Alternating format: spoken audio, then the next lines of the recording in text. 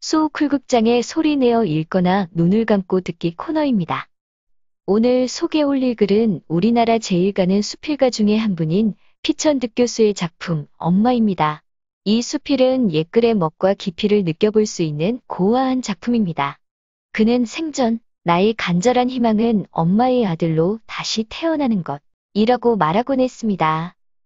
말미에 정채봉 선생의 시 엄마가 휴가를 나온다면을 더했습니다.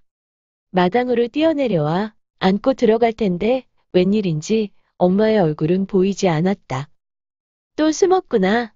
방문을 열어봐도 엄마가 없었다. 옳지, 그럼 다락에 있지. 발판을 갖다 놓고 다락문을 열었으나 엄마는 거기에도 없었다. 건너방까지 가봐도 없었을 때는 앞이 아니 보였다. 울음 섞인 목소리로 몇 번이나 엄마를 불렀다.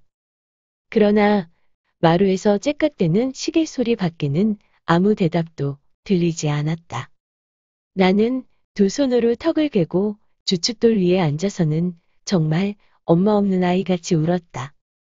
그러다가 신발을 벗어서 앉고 벽장 속으로 들어갔다.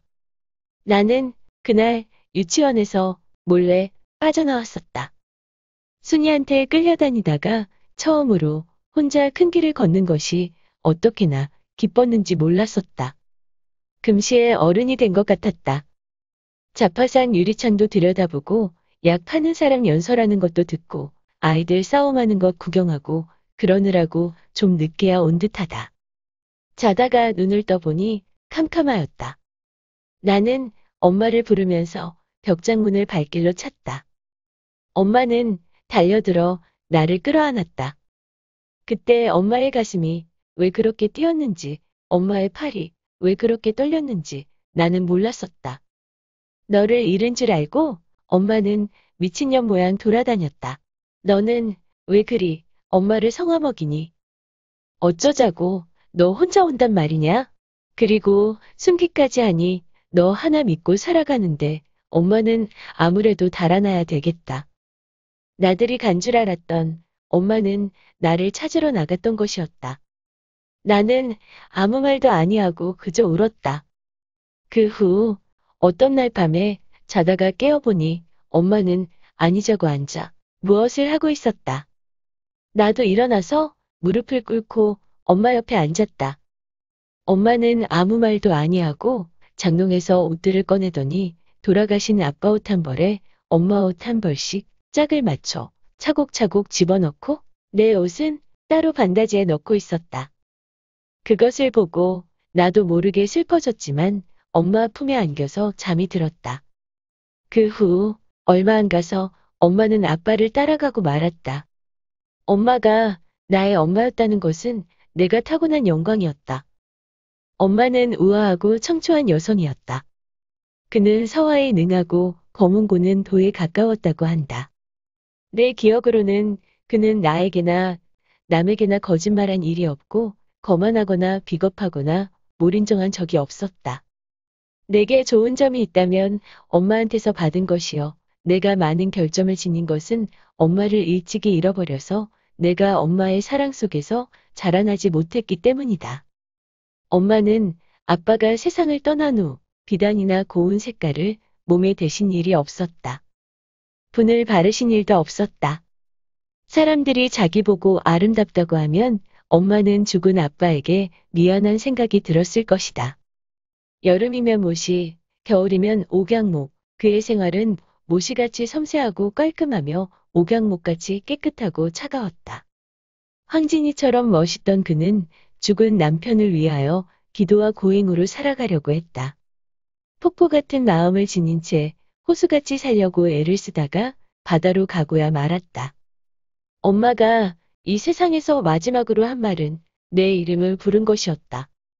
나는 그 후 외지로 돌아다니느라고 엄마의 무덤까지 잃어버렸다. 다행히 그의 사진이 지금 내 책상 위에 놓여 있다.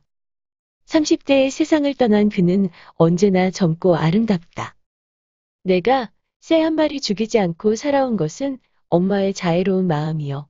햇빛 속에 웃는 나의 미소는 엄마한테서 배운 웃음이다. 나는 엄마 아들답지 않은 때가 많으나 그래도 엄마의 아들이다. 나는 엄마 같은 애인이 갖고 싶었다. 인제 와서는 서영이가 아빠의 엄마 같은 여성이 되기를 바랄 뿐이다. 그리고 또 하나 나의 간절한 희망은 엄마의 아들로 다시 태어나는 것이다. 꼭꼭 숨어라. 머리카락 보인다. 엄마와 나는 술래잡기를 잘하였다. 그럴 때면 나는 엄마를 금방 찾아냈다. 그런데 엄마는 오래오래 있어야 나를 찾아냈다. 나는 다락 속에 있는데 엄마는 이 방 저 방 찾아다녔다. 다락을 열고 들여다보고서도 여기도 없네 하고 그냥 가버린다. 광에도 가보고 장독 뒤도 들여다보는 것이 아닌가. 하도 답답해서 소리를 내면 그제야 겨우 찾아냈다. 엄마가 왜 나를 금방 찾아내지 못하는지 나는 몰랐다. 엄마와 나는 구슬치기도 하였다. 그렇게 착하던 엄마도 구슬치기 할 때에는 아주 떼쟁이였다. 그런데 내 구슬을 다 딴 뒤에는 그 구슬들을 내게 도로 주었다.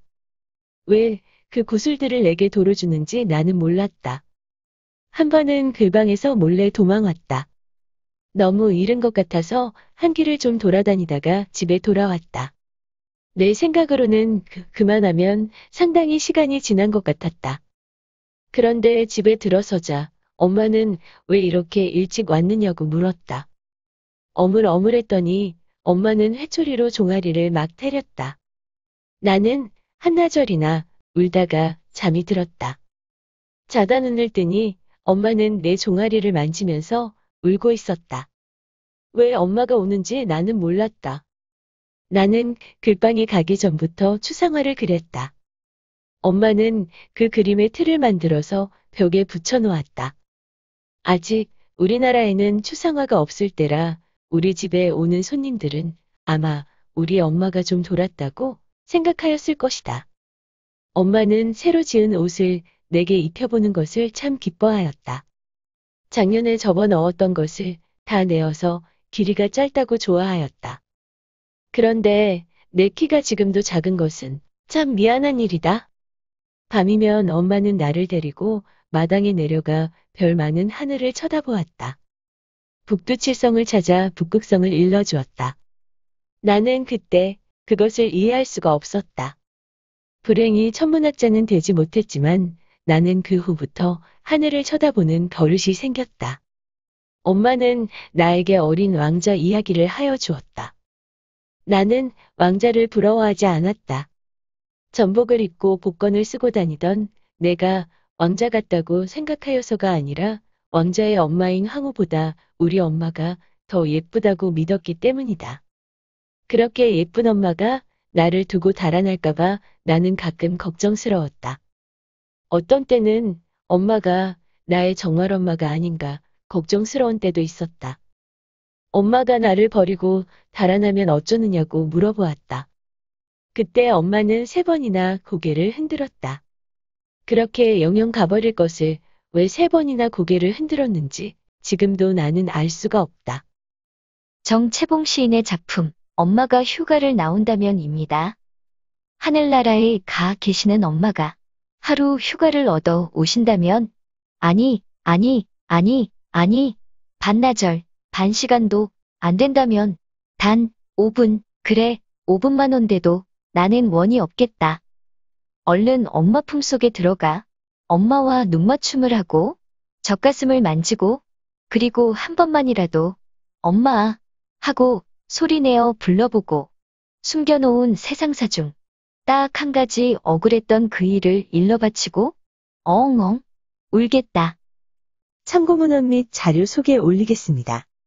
오늘 소개한 글 엄마는 피천득 교수의 수필집, 수필에서 옮겨 실었습니다. 또 정채봉 선생의 시집, 너를 생각하는 것이 나의 일생이지에 수록된 시, 엄마가 휴가를 나온다면을 옮겨 실었습니다.